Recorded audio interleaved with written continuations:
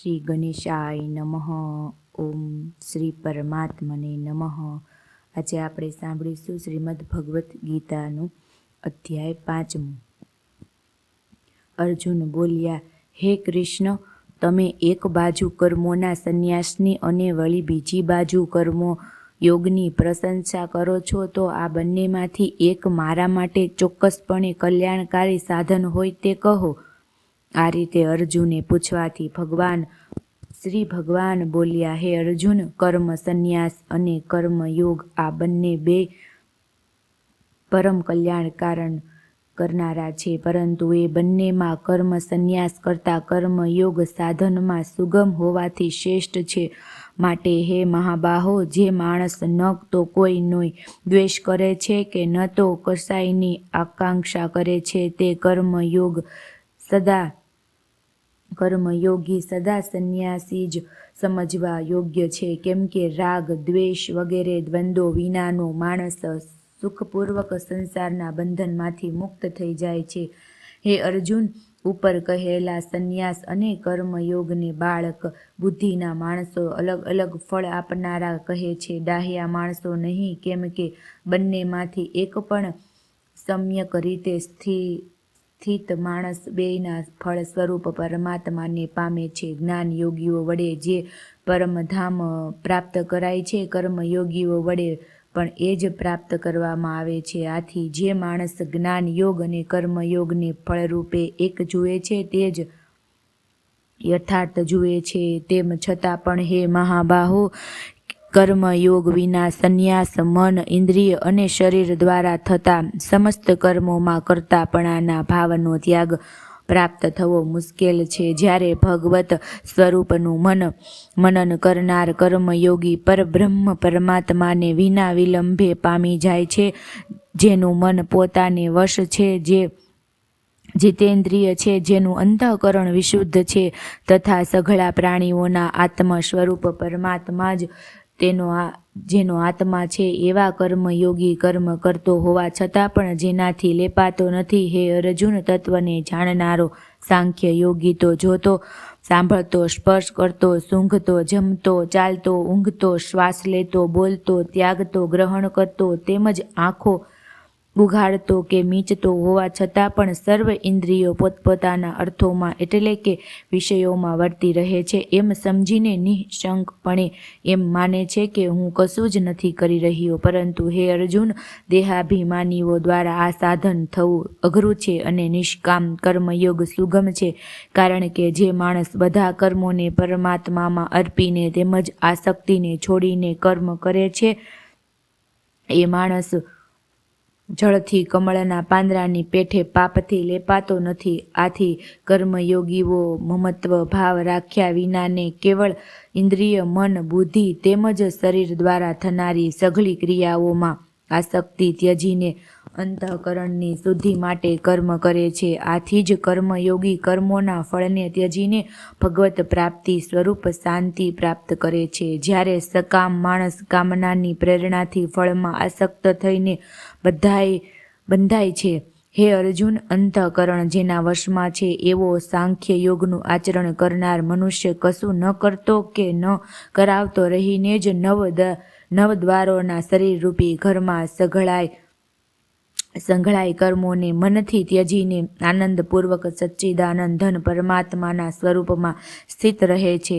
પરમેશ્વર માણસોના ન તો કરતાપણાને, ન કર્મોને કે ન તો કર્મ ફળના સંયોગને સજે છે, પણ સ્વભાવ અર્થાત ત્રિગુણમયી પ્રકૃતિ જ પ્રવર્તે છે. સર્વવ્યાપી પરમેશ્વર ન કોઈના પાપ કર્મની ગ્રહણ કરે છે કે ન કોઈના શુભ કર્મની, પરંતુ અજ્ઞાન વડે જ્ઞાન ઢંકાયેલું છે, એનાથી જ બધા જ્ઞાની માણસો મોહ પામે છે. પણ જેમનું એ અજ્ઞાન પરમાત્માના તત્વજ્ઞાન વડે નષ્ટ કરી નાખવામાં આવ્યું છે, એમનું એ જ્ઞાન સૂર્યની જેમ એ સચ્ચિદાનંદ ઘન પરમાત્માને પ્રકાશિત કરી દે છે. એટલે કે પરમાત્માના સ્વરૂપનો સાક્ષાત્કાર કરાવે છે. હે અર્જુન, પરમાત્મામાં જેમનું મન તદ્રૂપ થઈ રહ્યું છે, પરમાત્મામાં જેમની બુદ્ધિ તદ્રૂપ થઈ રહી છે, સચ્ચિદાનંદ ધન પરમાત્મામાં જ જેમની નિરંતર એકાત્મ ભાવે સ્થિત છે એવા પરમાત્મા પરાયણ મનુષ્યો જ્ઞાન દ્વારા પાપરહિત થઈને અપુનરાવૃત્તિને એટલે કે પરમ ગતિને પામે છે એવા જ્ઞાનીજનો વિદ્યા અને વિનયશીલ બ્રાહ્મણમાં તથા ગાય, હાથી, કૂતરા અને ચાંડાલમાંય સમાન દ્રષ્ટિવાળા જ હોય છે. આથી જેમનું મન સમભાવમાં સ્થિત છે એવા આ જીવંત અવસ્થામાં જ સકળ સંસાર જીતી લીધો છે. કેમ કે સચ્ચિદાનંદ ધન પરમાત્મા નિર્દોષ અને સમ છે, માટે તેઓ સચ્ચિદાનંદ ધન પરમાત્મામાં જ સ્થિત છે. અને જે માણસ પ્રિયને પામીને હરખાય નહીં તેમજ અપ્રિયને પામીને અકળાય નહીં એ સ્થિર બુદ્ધિનો અને સંચય વિનાનો બ્રહ્મવેતા મનુષ્ય સચ્ચિદાનંદ ધન પરબ્રહ્મ પરમાત્મામાં એકાંત ભાવે કાયમ સ્થિત છે. બહારના વિષયોમાં આસક્તિ વિનાના અંતઃકરણનો સાધક આત્મામાં સ્થિત જે ધ્યાન જનિત સાત્વિક આનંદ છે એને પામે છે. એ પછી એ સચ્ચિદાનંદ ધન પર બ્રહ્મ પરમાત્માના ધ્યાન સ્વરૂપ યોગમાં અભિન્ન ભાવે સ્થિત માણસ અક્ષય આનંદને અનુભવે છે. જે આ ઇન્દ્રિય અને વિષયોના સંયોગથી ઉત્પન્ન થતા સર્વે ભોગો તે બધા જો કે વિષયી માણસોને સુખરૂપ ભાસે છે તો પણ નિઃશંકપણે દુઃખના જ હેતુ છે. વળી આદિ અંતવાળા એટલે કે અનિત્ય છે. માટે હે કૌંતેય ડાહ્યા અને વિવેકી માણસોએ એમનામાં રમતો નથી. જે સાધક આ મનુષ્ય શરીરમાં દેહનો નાશ થયા પહેલાં જ કામ ક્રોધમાંથી ઉદ્ભવતા વેગને સહેવા સમર્થ બની જાય છે ને એ જ માણસ યોગી છે અને એ જ સુખી છે.